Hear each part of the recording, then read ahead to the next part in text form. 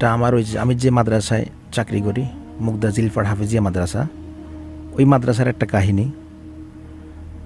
তো একদিন রাত্রে ওই মাদ্রাসার একজন ছাত্র, যার নাম মোহাম্মদ রবিউল ইসলাম, রাত্রে আসার পরে সাধারণত আমরা ঘুমাই যাই। সকল ছাত্র যখন ঘুমাই গেছে, সে কিন্তু কি তার ব্যক্তিগত কাজে সে জাগ্রত ছিল।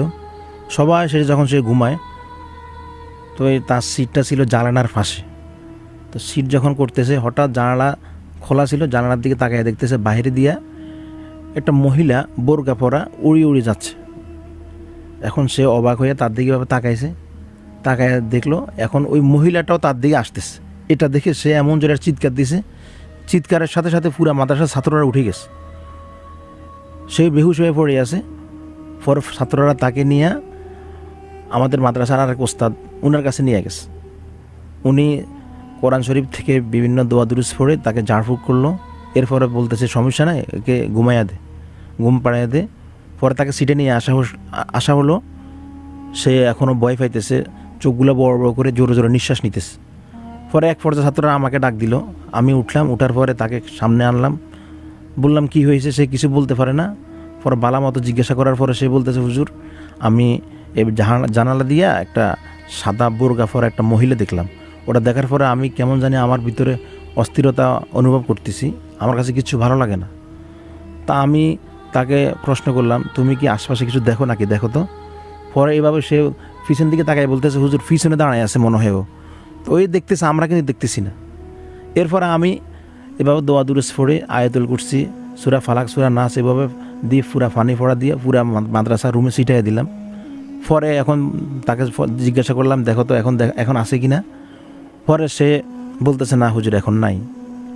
পরে আমি এক বোতল সরিষার তেল নিয়ে ওই সরিষার তেল বিভিন্ন দোয়া কালাম পড়ে আয়াতুল কুরসি পড়ে এভাবে ফু দিয়া তার চোখে, মুখে এবং নাকে লাগাই দিলাম, কানে লাগাই দিলাম।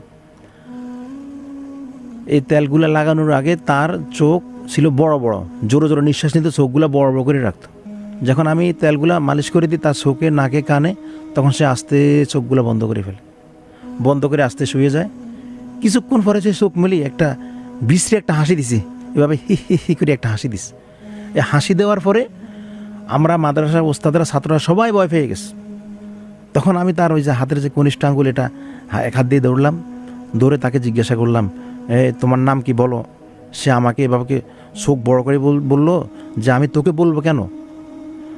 তা আমি তাকে আবারও জিজ্ঞাসা করলাম, এখনও সময় আছে, ভালো থাকতে ভালো সময় আছে, তুমি এখনও ঠিক করে নাম বল, নাম কি তোর। হে আমার সাথে আবারও মানে এভাবে তেড়ামি শুরু করলো, গরম দেয়া বলতেছে, তোকে আমি কেন বলবো। পরে এক পর্যায়ে আমি এক ছাত্রের বললাম, এই কোরআন শরীফ থেকে একটা সূরা আছে সূরাতুল জিন, ওই সূরাটা তেলাওয়াত করো। এখন একটা ছাত্র যখন 2-3টা আয়াত পড়ছে, তখন ওই লাভ দিয়া ওরা মারতে গেছে। পরে আর ভয়ে পড়ে নাই। পরে একটা বড় ছাত্র হাফেজ, কোরআনে হাফেজ ছিল, তার হাতে আমি তার মাধ্যমে আমি সূরাটা তেলাওয়াত করাইছি, সূরাতুল জিন। যখন এই সূরাটা সে 2-3 লাইন 5 লাইন এভাবে পড়ে ফেলছে, তখন সে একটু নীরব হয়ে বলতেছে, আমাকে ছাড়ি দে, আমি চলে যাব, আমি আর এখানে আসবো না। তা আমি কি এতক্ষণ যে লাফালাফি করছো, আমার ভুল হয়ে গেছে, আমি আর এখানে আসবো না, আমাকে ছাড়ি দাও। তো আমি জিজ্ঞাসা করলাম, তোর নাম কিতা। বললো, আমার নাম সুমাইয়া। তো এখানে কেন আসলি। আমি এই যে বাইতুল মোকাররমে যাইতেছি, এখানে আমি হঠাৎ করে এখান দিয়ে রাস্তা দিয়ে যাইতেছি, আমার দিকে তাকাইছে কেন। তো আমি কি ছোটো বাচ্চা, তোর দিকে তাকাইছে, তুই বুঝে এই জন্য ধরে ফেলবি, তো একটা নাবালেক ছেলে। পরে ঠিক আছে, আমার ভুল হয়ে গেছে, আমি আসবো না এখানে, আমাকে ছেড়ে দেন, আমি চলে যাব। পরে শেষমেশ আমি না, তোকে তো এইভাবে ছেড়ে দেওয়া হবে না, তুই এখন তোরে ছাড়লে তুই কালকে আবার আসবি। না, আমি সত্যি করে বলছি, আমি আর আসবো না, আমাকে ছেড়ে দাও। পরে আমি বলছি, যাবি তো যাবি, তো এখন কী নিয়ে যাবি বল। তখন সে বলতেছে, আমাকে বেজ্জতি করিস না, আমি একজন মুসলিম মানুষ, আমাকে বেজ্জতি করা ঠিক হবে না। আমি না, এইভাবে তো ছাড় দেওয়া হবে না, এখনও সময় আছে, বল কী নিয়ে যাবি, না কিন্তু তোকে কঠিন শাস্তি দেওয়া হবে।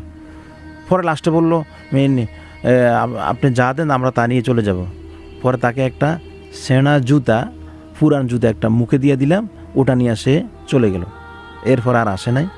পরে ছাত্ররা এটা নিয়ে অনেক ভয় পেয়েছে। এই ছিল আমার দ্বিতীয় ঘটনা।